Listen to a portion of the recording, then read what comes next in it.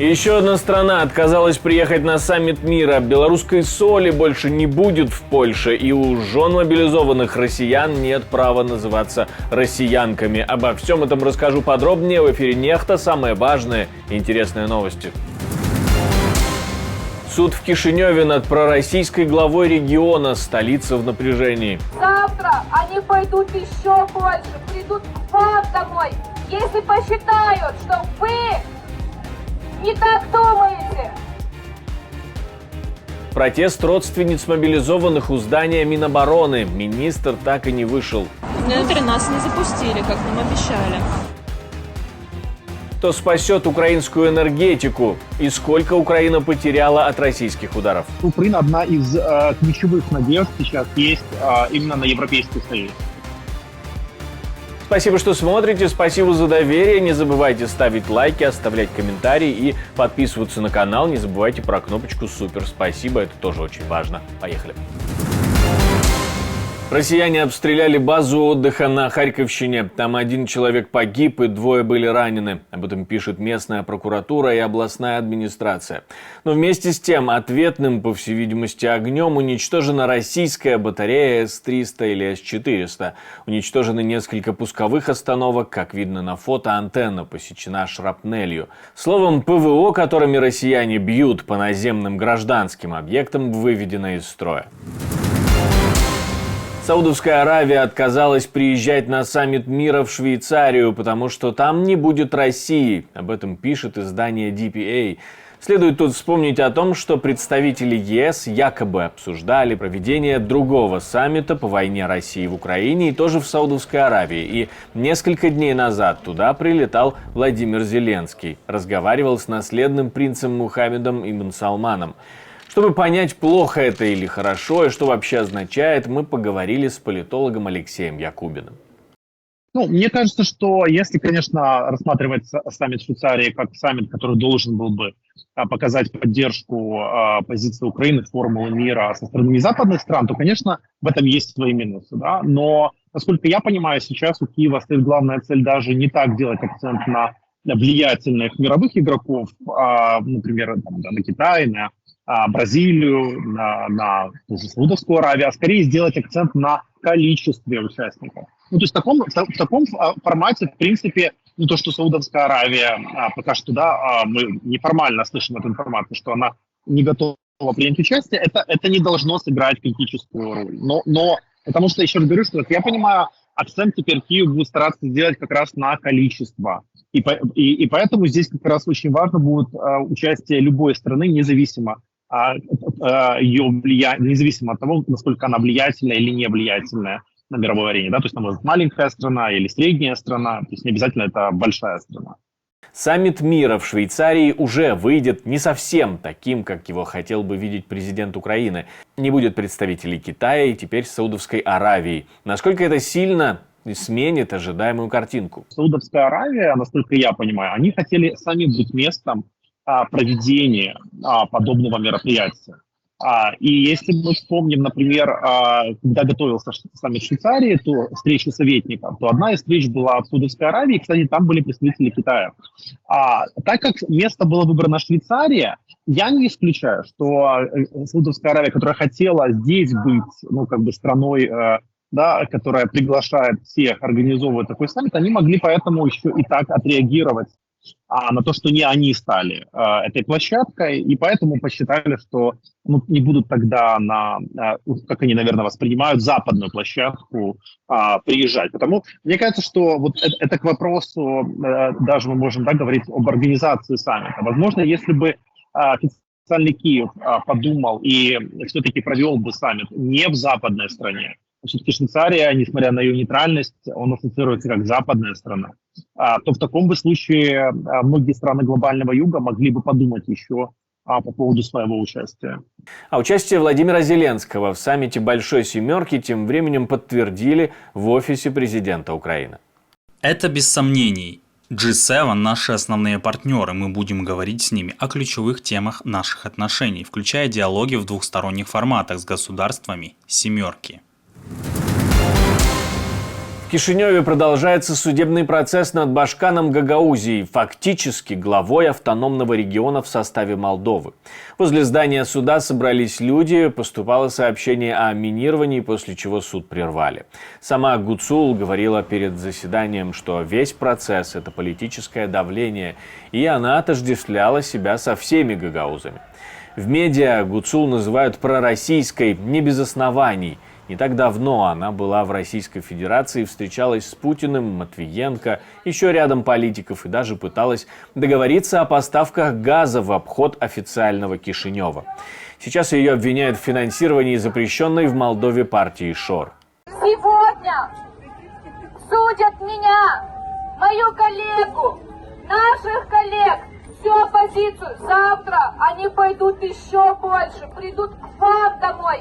Если посчитают, что вы не так думаете, сегодня нас, гагаузов, наказывают, судят за то, что у нас другое мнение, за то, что мы хотим мира в наших домах, мы хотим дружить с Российской Федерацией, с другими странами.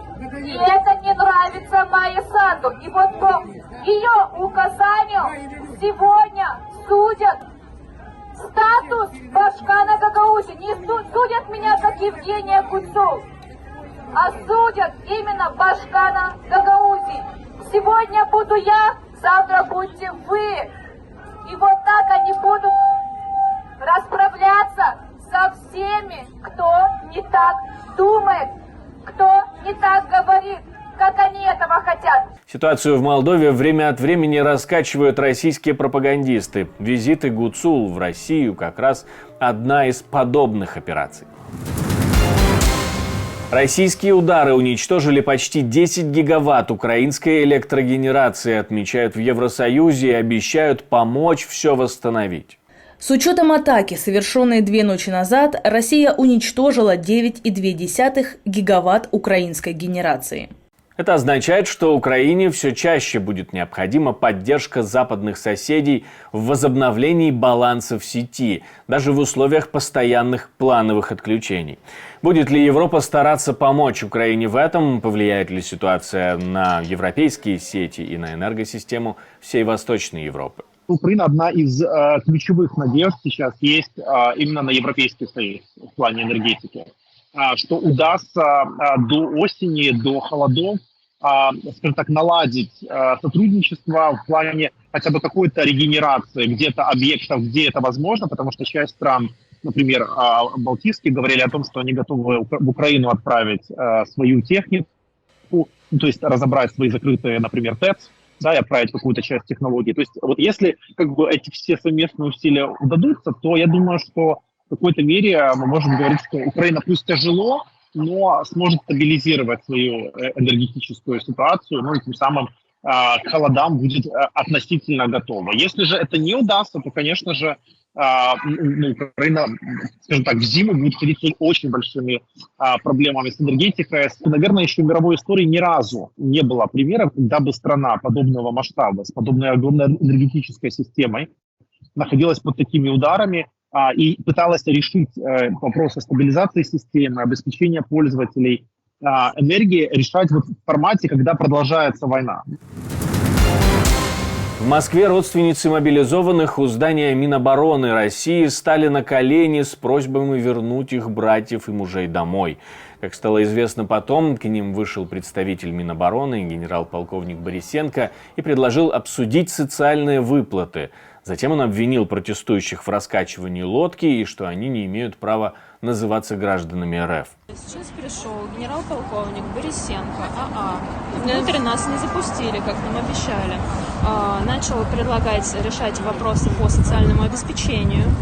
Сказал, что у нас вообще-то война, вся страна воюет, наши парни будут до конца СВО.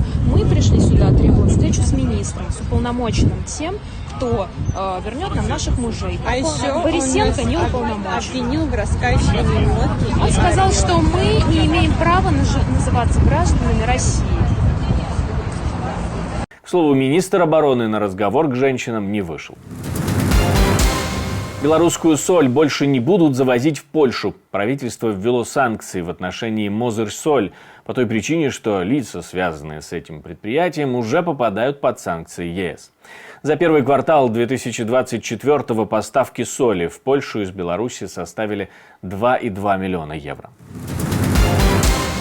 Чрезвычайную ситуацию из-за наводнений объявляет в Германии в городе Рагенсбург на Дунае, который является 4-м по величине в Баварии, пишут местные медиа. Уровень воды под железным мостом в городе достиг отметки в почти 6 метров.